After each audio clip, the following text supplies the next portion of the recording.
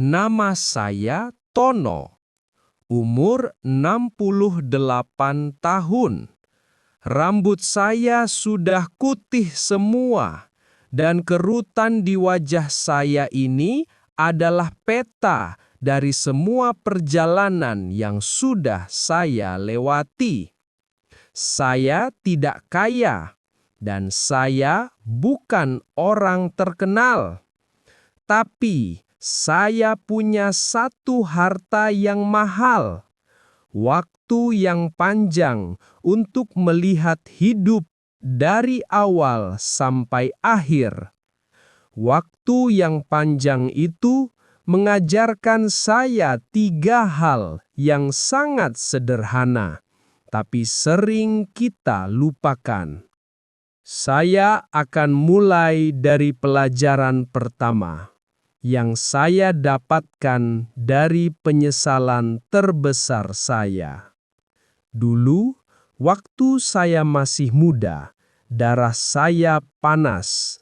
Saya selalu ingin cepat kaya, cepat sukses. Saya bekerja di sebuah perusahaan kayu di Samarinda. Saat itu, saya merasa gaji saya kecil sekali, tidak naik-naik. Saya lihat teman-teman saya pindah kerja, dapat gaji yang lebih besar. Saya marah pada bos saya. Saya merasa usaha saya tidak dihargai. Padahal bos saya itu orang baik. Dia sering mengajari saya banyak hal. Tapi saya tidak sabar. Suatu hari, dengan emosi yang meledak, saya bilang ke bos, "Saya berhenti, Pak. Saya cari tempat yang menghargai kerja keras saya." Bos saya hanya tersenyum sedih. "Tono, kau pandai, tapi hatimu terlalu terburu-buru. Kau akan menyesal karena kesabaranmu habis sebelum waktunya." Saya tidak peduli. Saya pergi. Saya pindah ke Jakarta, mengejar gaji yang lebih besar. Awalnya, gaji saya memang besar. Saya senang. Tapi 3 tahun kemudian, perusahaan tempat saya bekerja itu bangkrut. Uang pesangon saya hangus. Sementara itu, saya dengar kabar perusahaan kayu tempat bos lama saya itu berkembang besar sekali. Bos saya sudah jadi direktur utama, dan dia sering mencari orang lama yang bisa dia percaya untuk diangkat jadi manajer.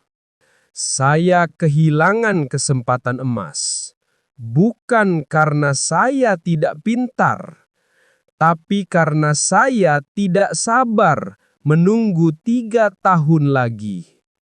Saya hanya melihat uang di depan mata, bukan akar yang sedang tumbuh di bawah tanah.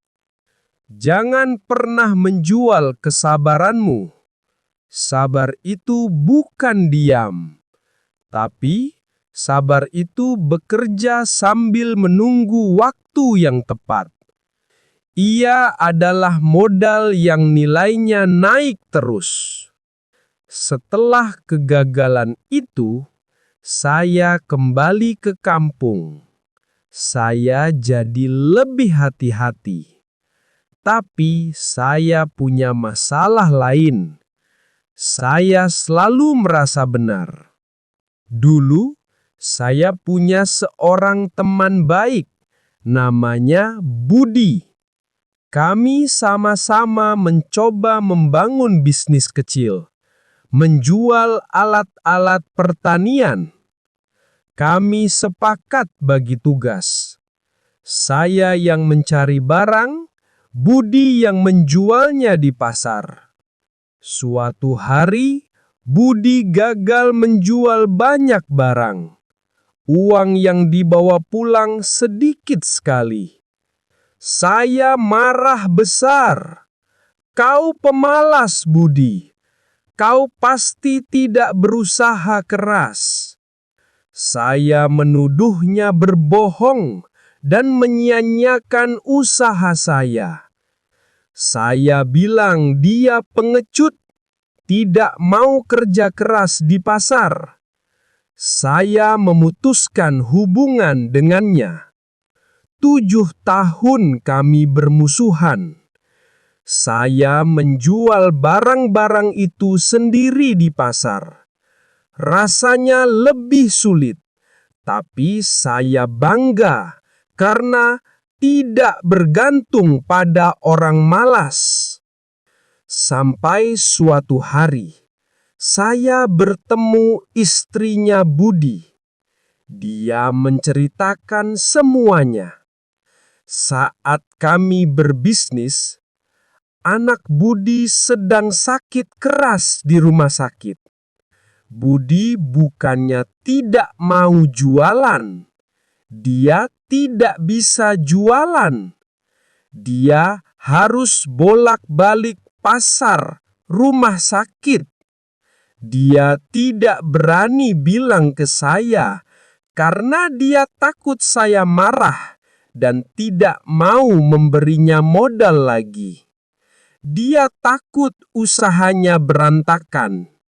Mendengar itu, air mata saya tumpah di pasar yang ramai.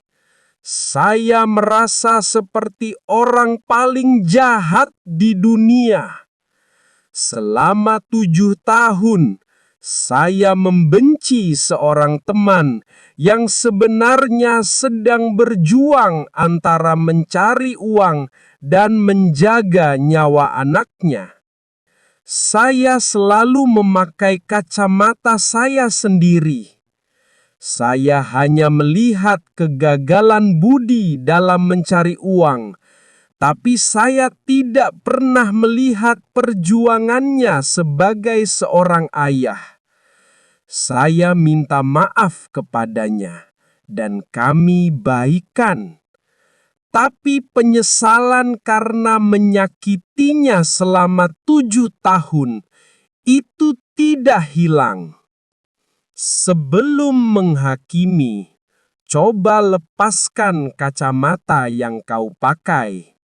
Lihatlah dunia dari tempat dia berdiri. Jangan pernah menuduh tanpa melihat latar belakangnya. Setelah itu, saya menjadi lebih sabar dan lebih mengerti orang lain.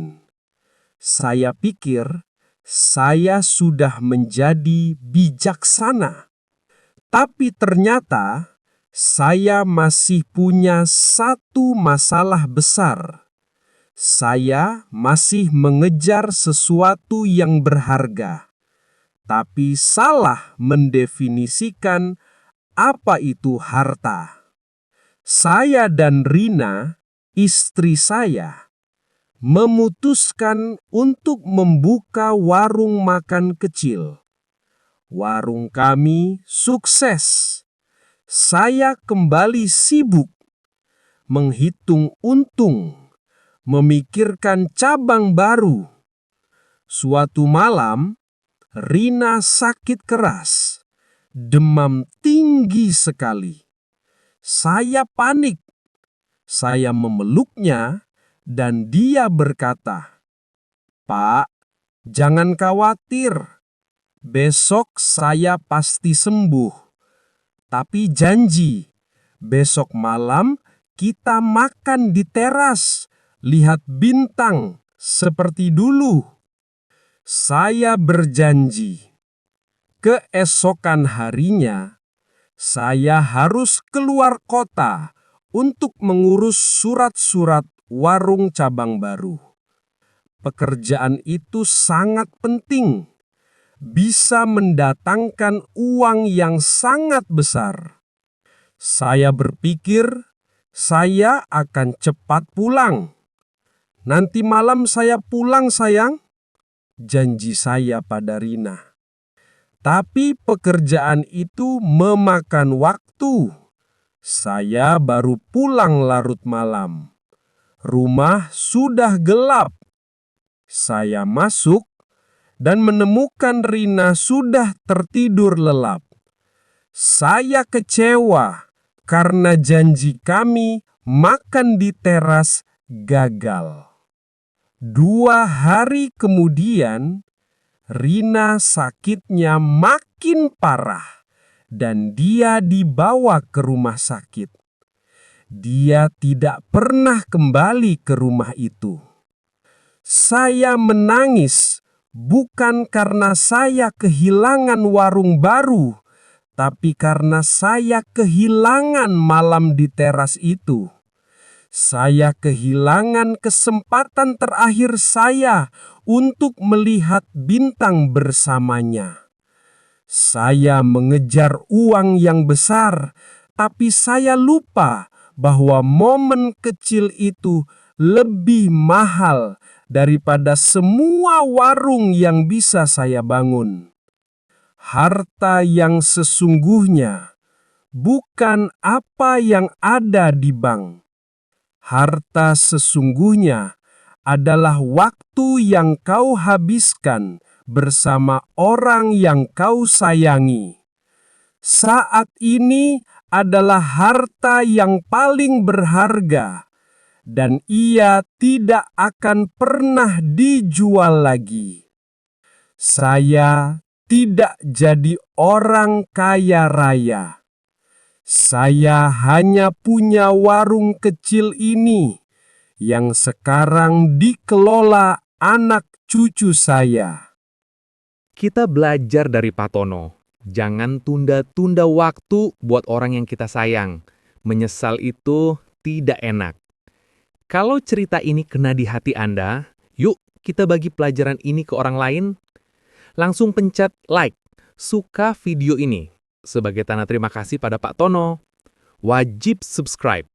Biar kita nggak ketinggalan cerita bagus dan nggak nyesel sendirian lagi ya. Tulis di komentar, apa satu penyesalan terbesar Anda soal waktu atau keluarga? Ceritakan di sini, biar kita sama-sama belajar. Yuk, kita jadi orang yang lebih bijak mulai sekarang. Terima kasih ya.